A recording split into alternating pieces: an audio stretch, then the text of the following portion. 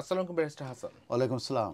যারা already skill worker visa আছে, বিশেষ করে 22 জুলাই 2025-এর আগে, তাদের মধ্যে অনেকেরই সামনে হয়তোবা আপনার ভিসা সুইচ করার প্রয়োজন হতে পারে, অথবা আপনার এক্সটেনশন করার প্রয়োজন হতে পারে।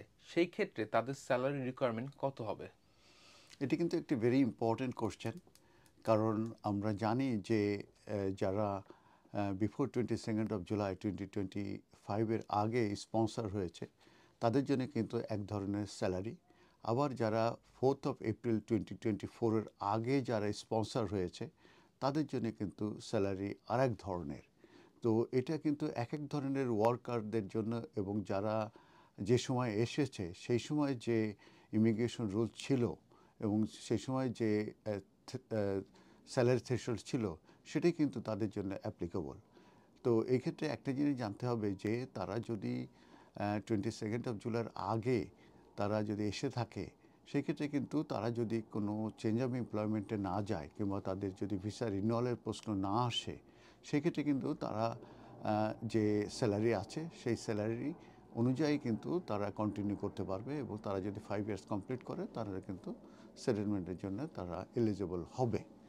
তো এখন আমি বলবো যে এই আফটার 22nd of July এই যে স্যালারি থ্রেশহোল্ড ইনক্রিজ হওয়ার পরিপ্রেক্ষিতে যদি কেউ চেঞ্জ অফ এমপ্লয়মেন্টে যায় কিংবা কেউ যদি রিনিউয়াল করতে চায় তাদের ভিসা, সেক্ষেত্রে যে তাদের স্যালারি কেমন হবে, কিংবা যারা নিউ এন্ট্রান্ট হিসেবে অ্যাপ্লিকেশন করবে এই আফটার 22nd of July 2025 পরে তাদের স্যালারি থ্রেশহোল্ড সম্পর্কে আমি এখন আপনাদের সঙ্গে আমার নলেজ শেয়ার করব।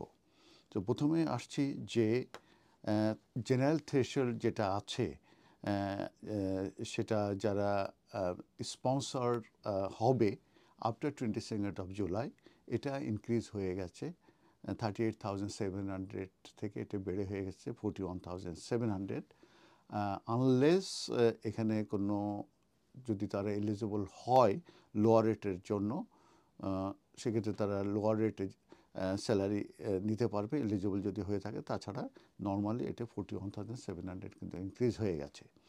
এখন হচ্ছে যে নিউ এন্ট্রান্টস যারা, এবং সেক্ষেত্রে আমরা জানি যে যাদের বয়স 26-এর নিচে, কিংবা যারা স্টুডেন্ট ভিসায় এসে তারা কোর্স কমপ্লিট করেছে, কিংবা যারা গ্র্যাজুয়েট ভিসায় আছে, এরা কিন্তু এই নিউ এন্ট্রান্সের আন্ডারে কিন্তু তারা সুইচ করতে পারে। তো সেই ক্ষেত্রে এই 22nd of July 2025 আগে তাদের স্যালারি ছিল 30,960 পাউন্ড।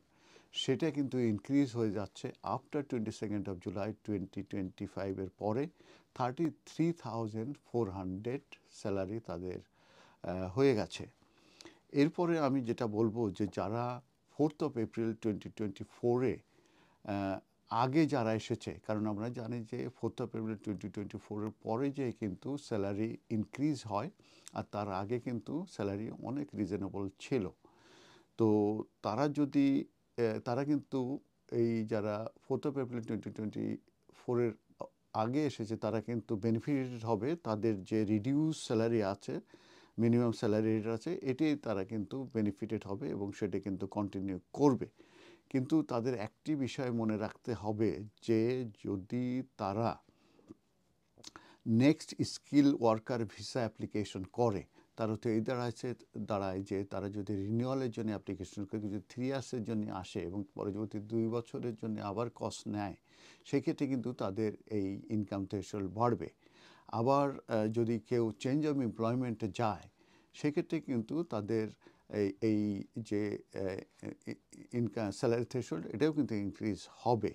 তো সেই ক্ষেত্রে 22nd of July আগে তাদের স্যালারি 29,000 বেড়ে যেত, আর আফটার 22nd of July 2025 পরে তাদের স্যালারি হবে 31,300।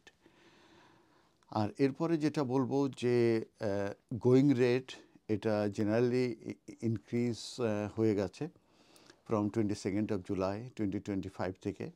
বিশেষ করে যে বিজনেস ডেভেলপমেন্ট যে ম্যানেজার যারা প্রথম স্পন্সর হয়েছিল বিফোর 4th of April 2024 আগে, তাদের ক্ষেত্রে আফটার 22nd of July 2025 পরে যে তাদের স্যালারি বেড়ে হবে 55,200 পার ইয়ার। এটা আগে ছিল 52,500। অতএব যারা যেসব স্পন্সর দেরকে মূলত স্যালারি ইনক্রিজ করার প্রয়োজন নাই, যেসব ওয়ার্কাররা অলরেডি স্পন্সর হয়ে এসেছে তাদের ক্ষেত্রে কিন্তু স্যালারি ইনক্রিজ করার প্রয়োজন নাই। কিন্তু তাদেরকে অবশ্যই মনে রাখতে হবে যে তারা যদি নিউ অ্যাপ্লিকেবল থ্রেশহোল্ড যখন হবে তাদের জন্য অ্যাপ্লিকেবল হবে, যদি তারা স্পন্সরিং করে এক্সিস্টিং স্টাফ, অর তারা যদি কোনো নিউ স্পন্সর স্টাফ তারা যদি নিতে চায়, সেই ক্ষেত্রে কিন্তু এই নিউ অ্যাপ্লিকেবল থ্রেশহোল্ড কিন্তু তাদের জন্য প্রযোজ্য হবে। অতএব এটা ভেরি ইম্পর্টেন্ট যে যখনই কেউ চেঞ্জ অফ এমপ্লয়মেন্টে যাবেন কিংবা কেউ যদি রিনিউয়ালে যান, 3 বছরে এসেছেন এবং পরবর্তীতে 2 বছরের কস্ট নিচ্ছেন, তখন কস্ট ইস্যুর সময়ে আপনারা খুবই কেয়ারফুল থাকবেন যে আপনাদের যে স্যালারি থ্রেশহোল্ড যেটা আগে যেটা ছিল সেটা কিন্তু আর থাকছে না, সেটা কিন্তু বেড়ে যাবে। এবং যদি আপনাদের কস্টে যদি ওই এই আফটার 22nd of July 2025 পরে যে স্যালারি থ্রেশহোল্ড সেটা যদি আপনার কস্টে না থাকে, তাহলে কিন্তু আপনার ভিসা অ্যাপ্লিকেশন, লিভ টু রিমেনের যে অ্যাপ্লিকেশন, এটা কিন্তু রিফিউজ হতে পারে। সেই কারণে আপনারা সবসময় এই কস্ট ইস্যু হওয়ার আগে কিংবা কস্ট ইস্যু হওয়ার পরে কস্টটা কিন্তু আপনারা যে কোনো এক্সপার্ট সলিসিটরের কাছে নিয়ে যেয়ে আপনারা এটা দেখে নেবেন, তারপরে কিন্তু আপনারা অ্যাপ্লিকেশন করবেন। ধন্যবাদ।